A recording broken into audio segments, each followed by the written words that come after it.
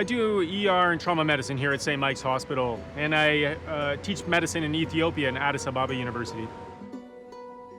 As someone who actually needs to write a book, it's in a time where I'm doing a lot of reading because that's part of what inspires your creativity and imagination.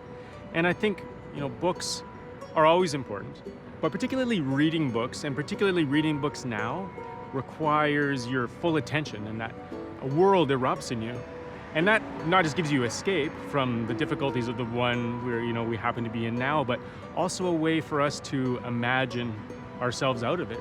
So it is just flexing a muscle that we all need to not just endure, but to transform this into something that means something. And at a time when, we're traveling less than ever before, I think really we're illuminating what being a Canadian is. We're seeing our own country kind of with new eyes for the first time, and I think part of that is looking inward and how much depth and beauty we have right in our doorstep, including the brilliant authors that are nominated for this year's Giller. Thanks, Jill, for writing a beautiful book. I'm going to read from it now. The sun burned in the cloudless sky, brilliant and tingling his skin, too bright now to read.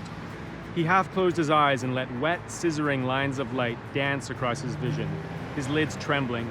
Then he lay the book over his face and sighed into the consoling tent of warm paper. His ears followed the wanderings of the horse over that rocky landscape, the hiss of wind through the low junipers. He lay like that for an hour and dozed. He turned on his side amongst the rocks and groaned in discomfort, then flopped back to gaze up at the sky, the vast expanse of clear blue. Finally he rose, uncricked his neck, then shook sand off his coat back. As usual, the horse was not hard to catch. It did not try to evade him, but stood still and watched him come. He took up the reins and collected his debris from the shoreline, and they started walking towards the path back to home. Thank you.